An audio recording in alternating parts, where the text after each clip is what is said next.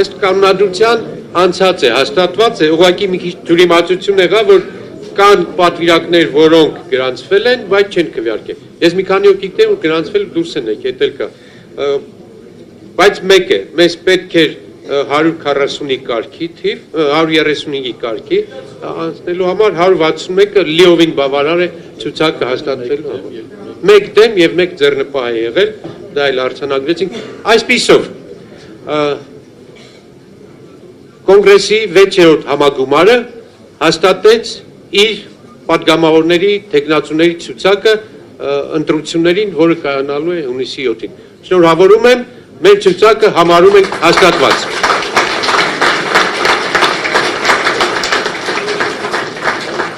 Անցնում ենք օրակարգի երկրորդ հարցին։ Երկրորդ հարցը մի քիչ ընդհարցակ է եւ այսպես մոտավորապես երկու վերնագիր է կրում։ Քաղաքական քննարկումներ, ընթացիկ քննարկումներ, իրավիճակի վերլուծում եւ ազգային կոնգրեսի նախընտրական ծրագրի քննարկում։ Այսինքն մի քիչ ազատ ռեժիմով է նաեւ, բայց կան նաեւ բլոկային պանելային զեկուցումներ, որի մասին հետո խոսենք։ Այժմ ծրագրի եւ քննարկումների հետ կապված ձայնը տալիս եմ Հայ-ազգային կոնգրեսի վարչապետի թեկնածու, Հայ-ազգային կոնգրեսի վարչության փոխնախագահ Լևոն Զուրաբյանին։ Համեցեք։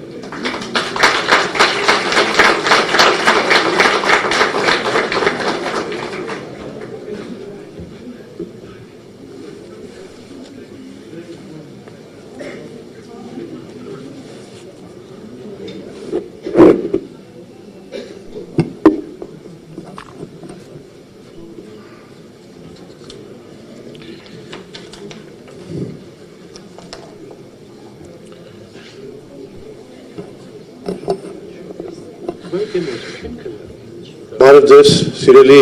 զինակիցներ, բարև ձեզ սիրելի հյուրեր, գնում ենք կռվի, չէ՞,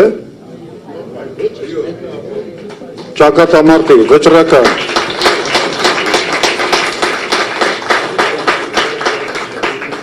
չեք մոռացել, չէ՞, մեր 88-ի կարգախոսը, պայքար, պայքար, մինչև վերջ։ Նախ ասեմ, որ շատ ոգևորված եմ այս ցուցակի կազմման գործընթացով, որովհետև իսկապես իմ կարծիքով շատ մարտունակ եւ լավ ցուցակ է ստացվել, մրցունակ ընտրություններում, որովհետև ներկայացված թիմը, Հայ ազգային կոնգրեսի թիմը, դա գիտեք, ոնց որ միաձուլում լինի երիտասարդական ավյունի եւ քաղաքական եւ պրոֆեսիոնալ փորձառության։ Ունենք եւ ջահել եւ ահել։ Ունենք 88 թվականի բողով անցած վետերանների, ինչ ասեմ, համաստեղություններ ասեմ, թե կողորտա ասեմ, կողորտ։ Եվ ունենք ավելի երիտասարդական սերունդ, որը այդ նույն պայքարի ոգով անցավ եւ կոփվեց 2007 թվականից մինչեւ 2015 թվականը տեղի ունեցած այն համաժողովրդական շարժման երկրորդ փուլի ժամանակ եւ հիմա ունենք մի նոր հոսք եւ ունենք շատ լավ նոր երիտասարդներ, որոնք ուղղակի չկարողացան ցուցակ մտնել մի պարզ պատճառով, որ իրենց տարիքը դեռ չի հասել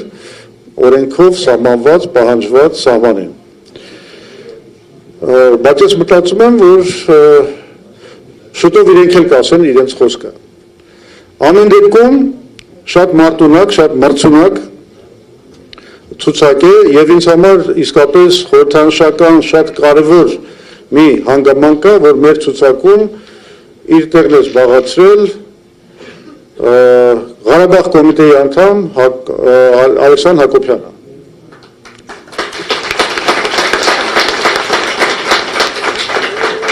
Իր այդ քայլով մեր քայլով մենք ընդգծում ենք մեր 88 թվականից սկսած այդ մեր ժողովրդական շարժման շարունակականությունը։ Իրականում մեր կուսակցությունում մենք ունենք երկու Ղարաբաղ կոմիտեի անդամ, Մեկը մեր կուսակցության հիմնադիր մեր կուսակցության նախագահ Հայաստանի Հանրապետության հիմնադիր նախագահ Լևոն Տեր-Պետրոսյանն է, որը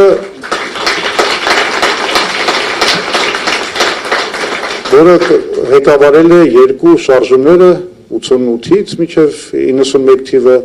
եւ նաև 2007-ից մինչև 2015 թվականները։ Ես վստահ եմ մենք ստեղծելու ենք նաև երրորդ ալիքը շարժման։ Այդ օրը գալու է։ Բայց խոսենք հիմա ուր ենք գնում, ինչ տեսլականով Հայաստանի, ինչ ենք ուզում անել։ Այս կապակցությամբ ես կուզեի ասել, որ մենք պետք է հասկանանք, որ մեր առաջ մենք ունենք մի քանի կարևոր խնդիր լուծելու, որը հենց դառնալու է մեր նախընտրական ծրագրի միջուկը։ Առաջին խնդիրը դա խաղաղության հաստատումն է։ Իսկապես խաղաղության, ինքնիշխան խաղաղության հաստատումը, որը այս իշխանությունների կողմից այսօրվա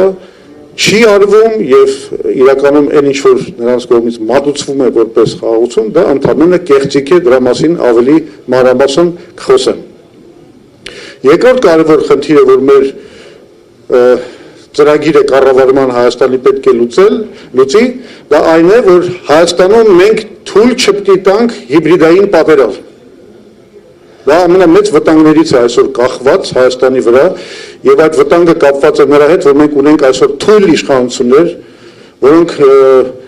խոցելի են, ըստ էության այլևս լեգիտիմ չեն իրենց բոլոր այս արարքներից հետո եւ իրենց իշխանությունը հենում են օտարածին օրակարգերի սպասարկման վրա։ Բայց մենք հիբրիդային պատերազմ թույլ չպետք է տանք ոչ արևմուտքի Ռուսաստանի միջև, ոչ էլ որևէ այլ գերտերությունների միջև։ Հայաստանը դա երկիր է, որտեղ ոչ ոք իրավունք չունի կռվել իր ազդեցության համար, կամ եթե կռվում է իր ազդեցության համար, կռվում է եւ մրցակցում է ներդրումներով, օգնություններով մեր հետ լավ հարաբերությունների հաստատմամբ։ Երրորդ խնդիրը, որ ըստ էության մենք պետք է լուծենք, դա այս փոթորկալից աշխարհում, որտեղ տեսնում եք ինչ պատերազմներ են կատարվում, ինչ մրցակցություններ էներգետիկայի շուկաների համար, նավթի, չգիտեմ, գազի եւ այլն, մեզ պետք է կայուն էներգետիկա եւ ամենամեծ մեր հարստություններից մեկի ջրային ռեսուրսների էֆեկտիվ կառավարում։ Չորրորդ խնդիրը, որ մենք պետք է լուծենք, դա տրանսպորտային ապաշրջափակման խնդիրն է։ Եկեք չմոռանանք, որ մենք 1990 թվականից, ես չեմ սխալվում, որ այս բանը ասում եմ, գտնվում ենք շրջափակման պայմաններում, որտեղ 90 թվականին առաջին անգամ, եթե հիշում եք, Ադրբեջանը փակեց ճանապարհները եւ երկաթուղին։ Այս ապաշրջափակման խնդիրը պետք է լուծվի եւ պետք է լուծվի մի շատ կարևոր խնդիր, որ մենք հասանելիություն ստանանք Հնդկական օվկիանոսի նավահանգիստների ուղղությամբ մեկ երկրի միջոցով, որտեղ մեր հասանելիությունը անգամ եթե բոլոր խնդիրները կարգավորվեն Ադրբեջանի ու Թուրքիայի հետ, լինելու է երկու երկրի միջոցով, ինչը շատ լուրջ խնդիրներ է ստեղծելու մեր տնտեսական զարգացման համար։ Մեզ պետք է մեկ երկրի միջոցով ստանալ հասանելիություն դեպի Հնդկական օվկիանոսի նավահանգիստները, ինչպես Պարսից ծոցում, այնպես էլ Չահոբարում։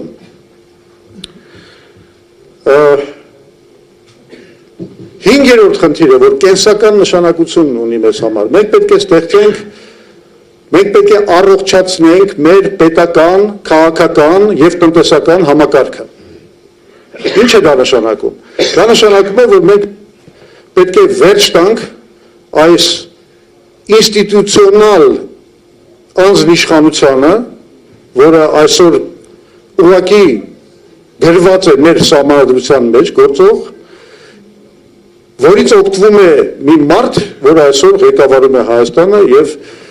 օրենքները եւ սահմանադրությունը խախտելով նաեւ փորձում է հաստատել իր անձնիշխանությունը։ Մենք պետք է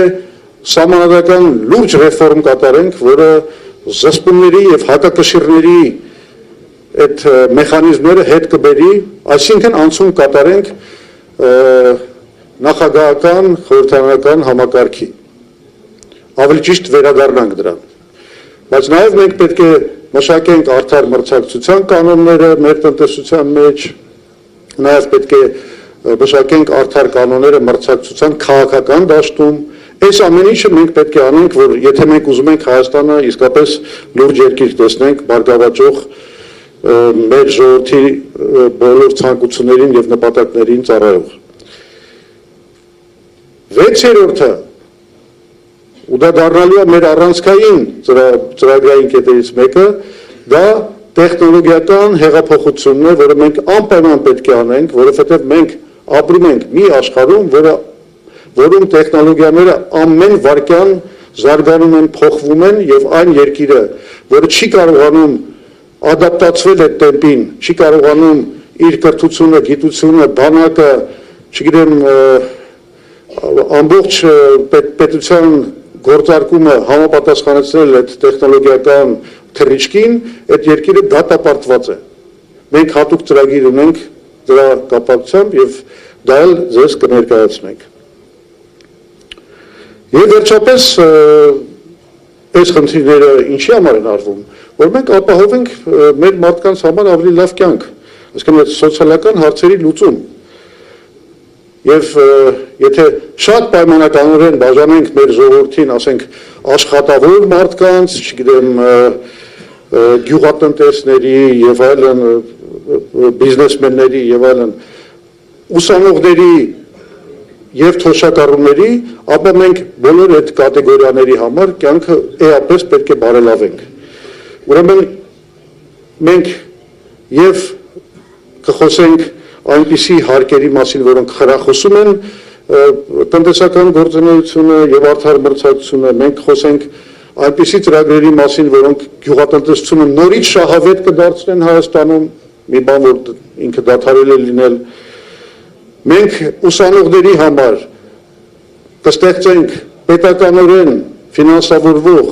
ուսանողական բանկ, որը հասանելի կդարձնի ըստ էության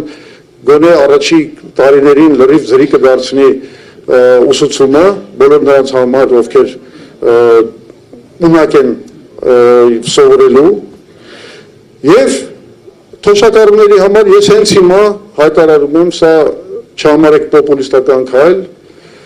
սա այն է, ինչ որ մենք հաշվարկել ենք եւ անելու ենք եւ նախաձեռնելու ենք մեր իշխանության գալու առաջին օրվանից սկսած։ Այսինքն մենք բարձրացրելու ենք, ասում եմ, առաջի քայլը որ անելու ենք, դա նախաձեռնելու ենք գործընթաց, որով մենք բոլոր թոշակառուների այդ թոշակները կբարձրացնենք եւս 10,000 դրամով։ Եվ սա կդարձնենք, խոսքը միջին թոշակի մասին է, եւ սա կդարձնենք շարունակական process, որովհետեւ մենք պետք է փակենք այն խզումը, որ առաջացել է միջին աշխատավարձի աճի եւ միջին թոշակների միջև։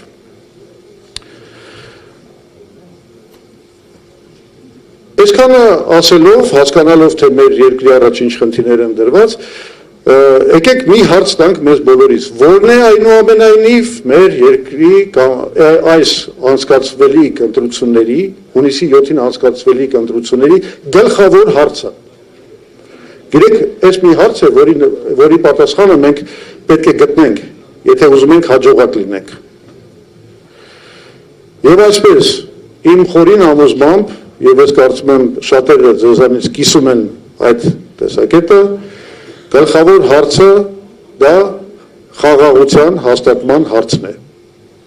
Մեր ժողովուրդը ուզում է խաղաղություն, անվտանգություն։ Եվ սա հասկանալով Հայաստանի ներկա իշխանությունները հայտարարել են խաղաղությունը իրենց գլխավոր կարգախոսը։ Եվ Նիկոլ Փաշինյանը պնդում է, որ ինքը Հայաստանին բերել է խաղաղություն։ Հիմա եկեք քննարկենք որն են այն փաստարկները, որով նա հիմնավորում է իր այս ասածը։ Իրականում Նիկոլ Փաշինյանը բերում է 4 փաստարկ, Փաստարկ առաջին 1.5 տարի չեն կրակում, ոչ ոք չի զոհվում, կարող ենք վայելել խաղաղությունը։ Երկրորդ փաստարկը Սահմանազատման հանձնաժողովի մասին արձանագրությունը, որը հղում է կատարում 1991 թվականի Ալմա-Աթայի հռչակագրի վրա։ Այսինքն իբր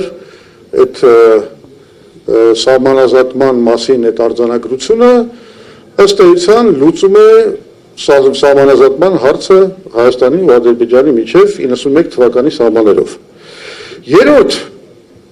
նրա փաստարկն է խաղաղության պայմանագրի նախաստորագրումը։ Չորրորդը այն է, որ ըստ TRIP-ի, այսպես կոչված 2025 թվականի օգոստոսի 8-ի եւ 2026 թվականի հունվարի 14-ի հուշագրերի մենք մտել ենք մի գործընթացի մեջ, որը արդեն մեզ տանում է դեպի երաշխավորված խաղաղություն։ Հինգերորդ փաստարկը դա այն է, որ արդեն բենզին եւ ցորեն է մատակարարվում Ադրբեջանի տարածքով։ Այս ամենը Փաշինյանը ներկայացնում է որպես ապացույց, որ մենք այլևս գտնվում ենք խաղաղության մեջ եւ որ հայ ժողովուրդը պետք է քվեարկի իր օգտին, որ եթե ուզում է այդ խաղաղությունը ունենալ։ Ես ուզում եմ մեկ առ մեկ անդրադառնալ այդ բոլոր փաստարկներին։ Ես կարծում եմ դա շատ կարևոր է, որովհետեւ ես պնդում եմ, որ Նիկոլ Փաշինյանը ուղղակի խաբում է ասելով ժողովրդին, որ նա հաստատել է խաղաղություն։ Ուրեմն առաջի փաստարկին անդրադառնամ, որ 1.5 տարի չեն կրակում, ոչ ոք չի զոհվում եւ այլն։ Նախ 1.5 տարի չկրակելը երբեք չի կարող համարվել խաղաղության ապացույց։ Ավելին, իր 8 տարվա կառավարման ամբողջ ընթացքում, ասենք 6 տարվա ընթացքում մենք իրականում ունեցել ենք 10 բախում Ադրբեջանի հետ, ունեցել ենք 3 խոշորածավալ զինյալ հակամարտություն, կարելի ասել անգամ 3 պատերազմ,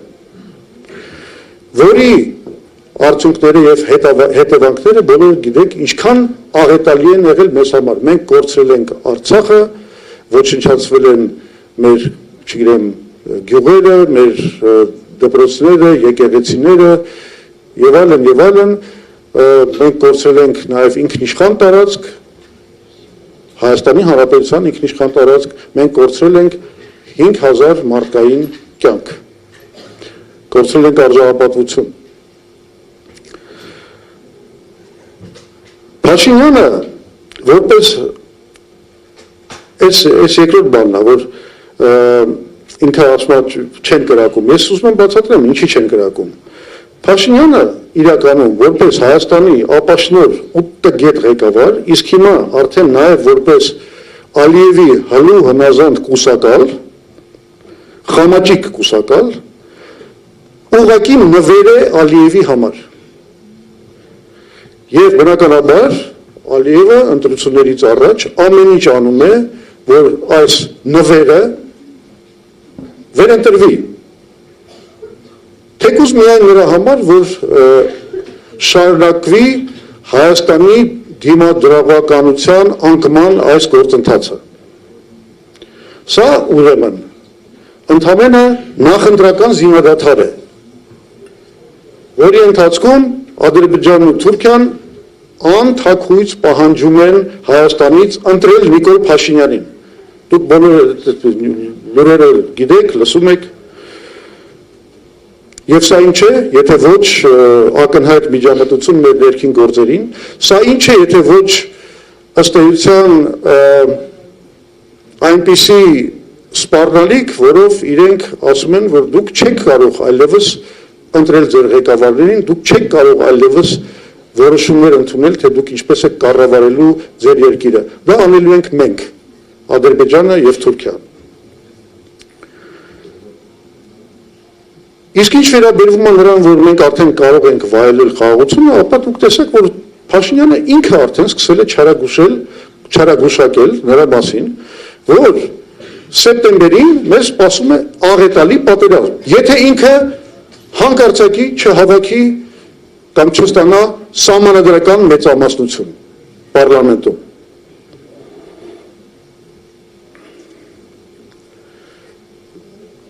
Հիմա անցնեմ երկրորդ փաստարկին, այդ սահմանազատման հանձնաժողովի մասին այդ երկուստեք վավերացված արձանագրությունն է։ Նախ մենք բոլորս տեսանք, որ սահմանազատում եղավ մենակ Տավուշում, ընդ որում մենք վերադարձրեցինք մեր վերահսկողության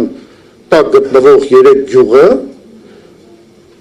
ըստ էության մենք վերադարձրեցինք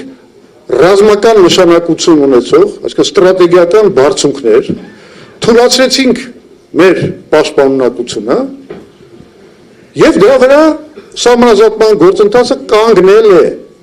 որովհետեւ մյուս տեղերում Ադրբեջանի համար շահավետ չի սահմանազատում անելը, այլևս։ Այսինքն ոչ մի առաջընթաց այսքան ժամանակ այդ սահմանազատման գործում էլ չկա։ Սա էլ է մի մեծ բլեֆ։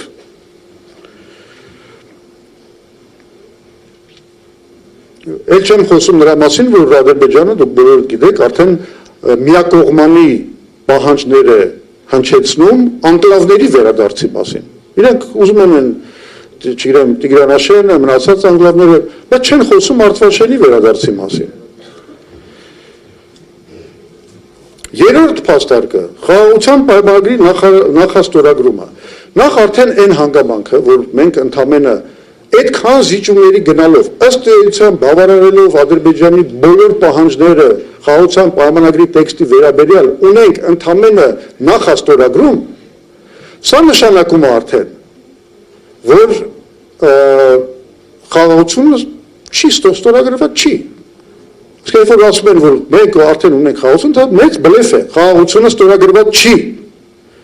Ադրբեջանը բաց է պահում պատերազմի դուռը իր համար։ Եվ չորրորդը թրիփի վերաբերյալ այս փաստարկները։ Սկսենք նրանից, որ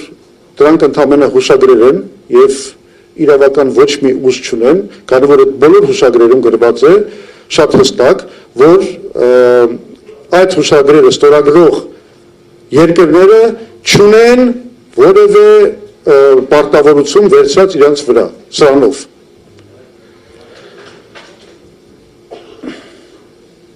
ԿՊ-ի այն պնդումները, դուք բոլորը դրան ականատես եք եղել, որ Ռուսաստանը եւ Իրանը չեն առարկում այդ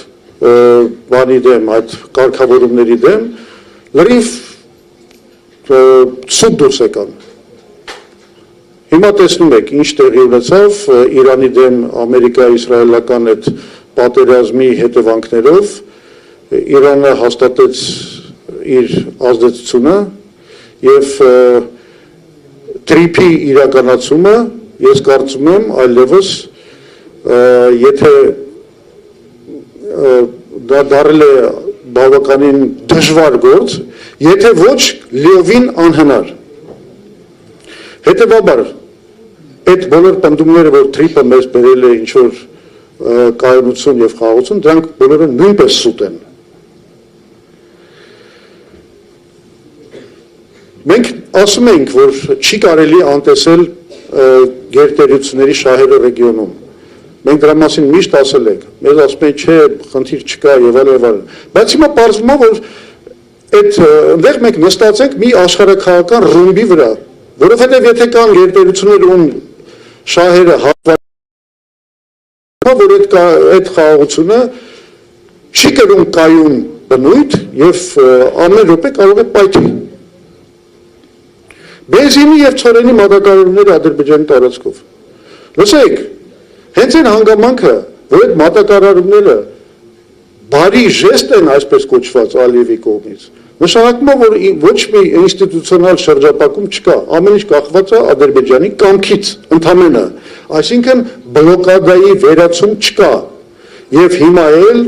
Ադրբեջանը եւ Թուրքիան շարունակում են իրագործել բլոկադա շրջապակում Հայաստանի դեմ, ինչը բոլորս գիտենք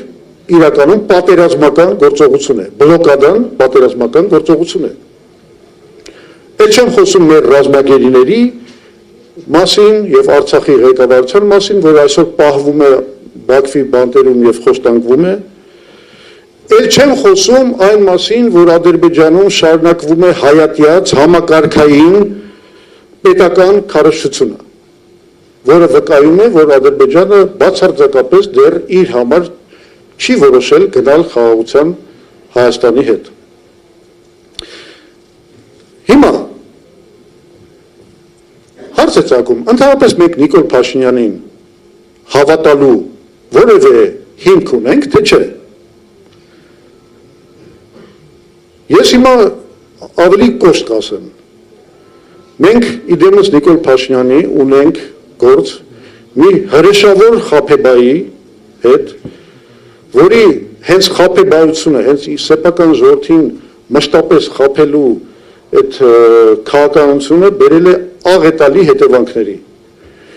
Իրականությունը հետևյալն է. Փաշինյանը խաբում է եւ այն մասին, որ հաստատված է խաղաղություն, եւ այն մասին, որ իր չընտրվելու կամ սահմանադրական մեծամասնություն չստանալու դեպքում լինելու է աղետալի պատերազմ։ Երկու հարցում էլ նա մեզ խաբում է։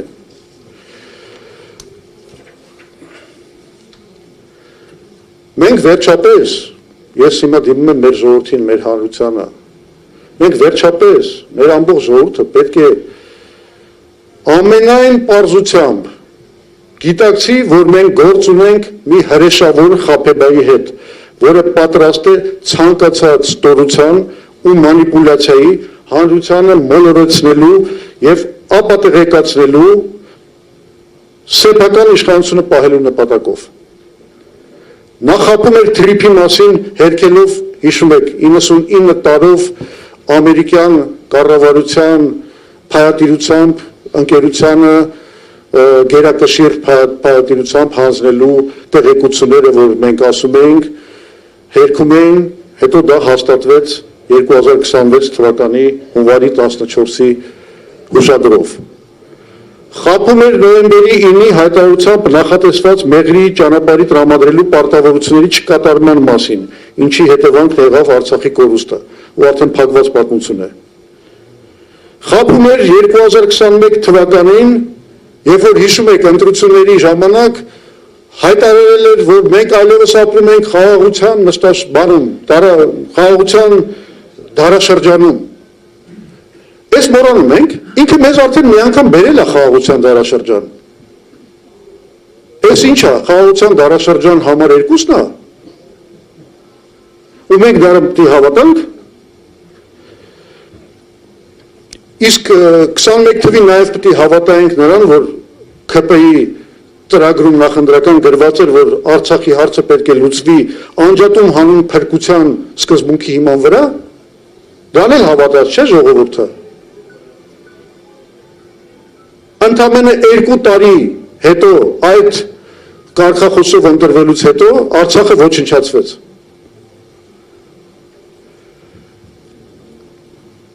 Խաբում էր, երբ ներկայացնում էր խաղաղ կարգավորումից հրաժարվելու պատճառները։ Հələ հիշեք, սկզբից ասում էր, դե չենք կարա գնանք կարգավորման, որովհետև Լեռնային Ղարաբաղի վերջնական կարգավիճակի լուծումները մեզ չեն բավարարում։ Հետո փոխվեց նարատիվը, այսպես կոչված, իրենց սիրելի բառն է։ Բա հողերը տայինք, որ ասենք դավաճանենք։ Հիմա մի նոր բանի են անցել խաբեության, ասում են չգնացին կարգավորման, որ պաշտպանենք մեր անկախությունը եւ հաշտություն հաստատենք Ադրբեջանի հետ, երկխոսություն Թուրքիայի հետ։ Այս բառերը ես չեմ հնարել։ Այս բառերը ինքը ասել է անցյալ տարի օգոստոսի 23-ին անկախության հռչակագրի վերաբերյալ իր ելույթի մեջ, գրավոր ելույթի մեջ։ Եվ վերջապես ամենակարևորը, որը նա փորձում է թաքցնել ամեն գնով, դա 2019 թվականի պլանի մերժումն է, եւ ոչ միայն մերժումը, այլ նաեւ թաքցումը,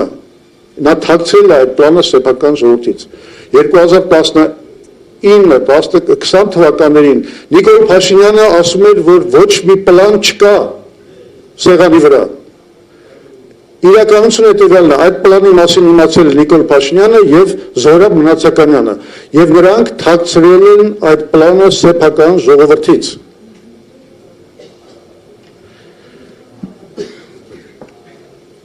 Ինչ էր այդ պլանը։ Հոյակապ մի լուծում։ Մինսկի խմբի համանախագահներ, Միացյալ Նահանգներ, Ֆրանսիայի, Ռուսաստանի երաշխավորությամբ մի խաղաղություն, որի համար մենք ընդհանրապես պետք է վերադարձնենք 5 շրջան, պահպանելով հայկական վերահսկողությունը ամբողջ Լեռնային Ղարաբաղի ինքնավար մարզի տարածքի նկատմամբ, դրան էլ գումարած ամբողջ Քելբաջարի եւ Լաչինի շրջանների նկատմամբ։ Սրանից լավ պլան էին ուզում, խաղաղություն էին հաստատում։ Եվ ձեզ ասեմ, միակ քաղաքական ուժը, որ կարող է այս պրետենզիան ներկայացնի Նիկոլ Փաշինյանին, դա Հայ ազգային կոնգրեսն է, որտեղ մնացած բոլոր ուժերը նույնպես մերժել են այդ պլանը։ Իսկ մենք ասում ենք, որ սա լուծում է։ Իսկ ինչ արեց Նիկոլ Փաշինյանը։ Նիկոլ Փաշինյանը ասում եմ թաքցրեց այդ պլանը։ Դա իր ամենամեծ ոճրագործությունն է, եթե ուզում եք իմանալ։ Պատմության առաջ կատարված իր ամենամեծ հանցագործությունը հայ ժողովրդի նկատմամբ։ Ինքը մերժեց դա, հասկանալով թե չհասկանալով, դա կարևորել չի արդեն, կամ մի օր կպարզի քննությունը, բայց ինքը մերժեց դա, որի հետևանքը շատ պարզ էր։ Մինչև իր մերժումը եւ Ռուսաստանը, եւ Միացյալ Նահանգները, եւ Ֆրանսիան, որոնք միջնորդներն էին եւ ինչ որ իմաստով երաշխավորներն էին զինադադարի, այլևս այդ ֆունկցիան չէին կարող կատարել, որտեվ Փաշինյանը մերժեց այն մեխանիզմը, որով զինադադարը պահվում էր։ Հիմա պարզվում է, որ ինքը դա արել է գիտակցաբար։ Հիմա արդեն տենց են ասում, ամբողջ պրոպագանդան ասում է մենք գիտակցաբար ենք արել։ Ինչ է սա նշանակում։ Սա նշանակում է մի բան։ Նիկոլ Փաշինյանը այսօր խոստովանում է, որ ինքը զոհաբերել է Արցախը հանուն իբր ինքնիշխանության եւ անկախության։ Բայց մենք գիտենք, որ Արցախը զոհաբերված է, բայց ոչ ինքնիշխանություն ենք ձեռք բերել, ոչ էլ ինչ որ անկախություն։ Անկախությունը, եթե ինքը չգիտի, մենք ձեռք ենք բերել 91 թվականին։ Իսկ ինքնիշխանությունը երբեք այսպես խարխլված չի եղել, քան Նիկոլ Փաշինյանի օրոք։ Նիկոլ Փաշինյանը մի անգամ է մենակ ճիշտ բան ասել, հեսա ցիտեմ, ինձ հետ կհամաձայնվեք։ Սա ցիտատ է, մեջ բերում է Նիկոլ Փաշինյանից։ Հանձնելով, խոսքը այդ հողերի մասին է, այդ 5 շրջանի մասին։ Հանձնելով, գուցե կփրկեի հազարավոր կյանքեր, իսկ չհանձնելով, փաստորեն հազարավոր զոհերի հանգեցրած որոշումների հեղինակ դարձա։ Սա հազվագյուտ պահերից է, երբ որ ինքը մասնց ինքնախոստովանության մի նոտայով մեզ ներկայացրել է մի փիսխասյացնի, մի ճիշտ է դուրս գալիս։ Միգուցե, այո։ Հատը մեկ ստացվում է իր մոտ ճշմարտություն ասելը։ Բայց այդ նոպաներից հետո նորից շարունակում է ստելը։ Իսկ ճշմարտությունը հետևյալն է։ Նիկոլը մեզ տարել է եւ շարունակում է տանել ոչ թե խաղաղության, այլ պատերազմի, պարտության եւ նվաստության ճանապարհով։ Նիկոլը եւ նրա ամբողջ թիմը, շարունակում են ճշմարտությունների շարքը, թաղված է կոռուպցիայի մեջ եւ մենք շատ շուտով կներկայացնենք այդ փաստերը։ Համակարգային կոռուպցիայի փաստեր։ Նիկոլը ձգտում է Հայաստանում հաստատել անձնիշխանություն։ Նա ոչնչացնում է ժողովրդավարությունն ու մարդու իրավունքների նկատմամբ հարգանքը։ Նա կազմաքանդում է հայ առաքելական եկեղեցին։ Նա ամենուրեք սերմանում է պառակտում, անօրենություն բաժանում։ Սա է Նիկոլ Փաշինյանի կառավարման ժառանգությունը։ Հիմա էլ լսեցիք հա այս վերջին դրվագը։ Ասում է այդ շունշանգյալի պատմությունը։ Ասում է բանա, Այդ որ քվարկի ինչ որ մի քանի տենց ուժի ամնատալիս, ասում ես չեմ հավատում, որ այդքան շուշանգյալ կա, որ այդ մարդկանց օգտին կարան քվարկեն։ Գիտեք, եթե ինքը այդ արտահայտությունը օգտագործեր քաղաքական օպոնենտների նկատմամբ, ես դա կհամարեի ներելի։ Բայց երբ որ ինքը այդ արտահայտությունը օգտագործում է սեփական ժողովրդի բնորոշելու համար, ուստեղ կարևոր չի ինչ հատված է ժողովրդի, մեծ հատված է կամ փոքր հատված է, որ այդպես են մտածում։ Եթե ինքը ժողովրդի նկատմամբ օգտագործում է շուշանգյալ այդ արտահայտությունը, դա բնորոշում է Նիկոլ Փաշինյանի ամբողջ բնութագիրը եւ պատկերը։ Դա շուշանգյալը դու ես։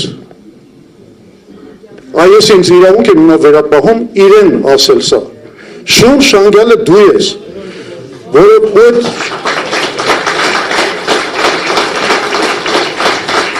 շուշանգյալը քո ամբողջ թիմն է եւ մեղք է այս ժողովուրդը, որ ձեռն է անգել այդ արկածախնդիր տգետ ապաշնոր շուշանգյալի ձեռը։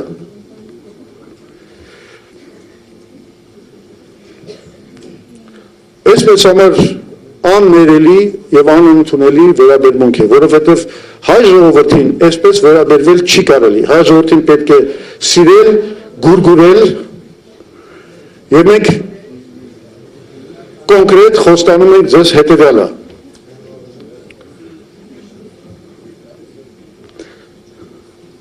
Սա արդեն համարեք իմ ելույթի վերջը,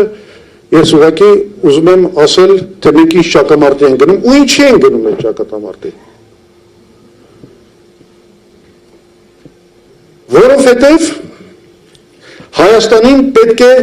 նոր առաջնորդող ուժ, որը հենվելով իրատեսության եւ ռազմավարական հաշվարկի վրա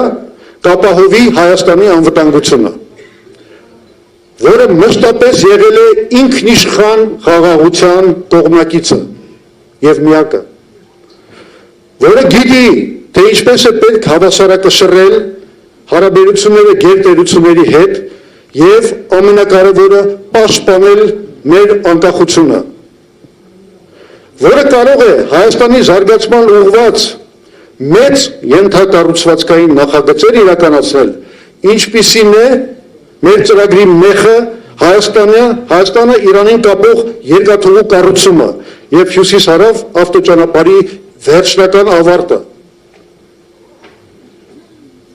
որը ցանկանում է Հայաստանում պաշտպանել ժողովրդավարությունը եւ ստեղծել այնպիսի տնտեսություն, որը կծառայի բոլորին, դա կոչվում է ներառական տնտեսություն, որն ի վիճակի է իրականացնել տեխնոլոգիական հեղափոխություն եւ Հայաստանը դարձնել գիտատեխնիկական առաջընթացի առաջատար, որը կապահովի հարգանքը մարդու իրավունքների նկատմամբ, սեփական ժողովրդի նկատմամբ, կվերականգնի հանրային համերաշխությունը, կապահովի օրենքի եւ սահմանադրության գերակայությունը, կպաշտպանի հայ առաքելական սուրբ եկեղեցու իրավունքներն ու դերակատարությունը, որը կպաշտպանի Հայաստանի անկախությունն ու նրա հիմքերը, ես նկատում եմ նաեւ անկախության հռչակագիրը եւ մեր պատմական մշակութային ինքնությունը։ Ես ձեզ շատ շնորհակալ եմ, որ դուք համբերություն ունեցաք լսելու իմ ելույթը, բոլորիս մաղթում եմ ընթացք դեպի հաղթանակ։ Շնորհակալություն։ Եվ ի գործ։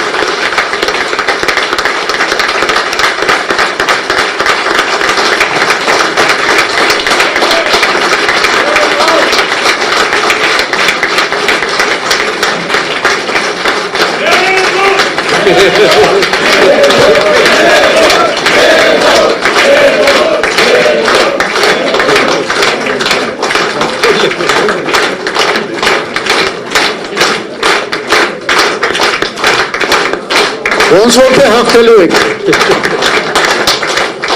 Ժորժ ջան, հիմա ես գիտեմ, որ տարբեր քննարկումներ հիմա կլինեն, տարբեր ծրագրային ելույթներ, բայց ես ուզում եմ ձեզ մի հատ կարևոր հանգամանքի մասին տեղեկացնել,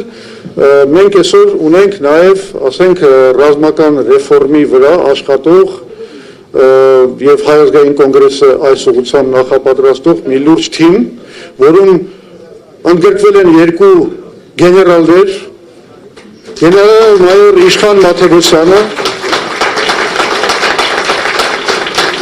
գեներալ-մայոր Վալերա Քոչարյանը, երկուսն էլ անցած շատ լուրջ ուղի ունեն, կորպուսի հրամանատարներ են եղել, ղեկավար պաշտոններ են զբաղեցրել բանում զինված ուժերի գլխավոր շտաբում, ստրատեգիական մակարդակի մտածողության տեր մարդիկ են, Եվ ես կխնդրեմ, որ Հայ ազգային կոնգրեսի ռազմական բարեփոխման եւ բանակի բարեփոխման դոկտրինը ներկայացնի մեր այլևս շատ սիրելի թիմակից գեներալ-մայոր Իշխան Մաթևոսյանը։ Ձայնը տրվում է գեներալ-մայոր Իշխան Մաթևոսյանին։ Համեցեք։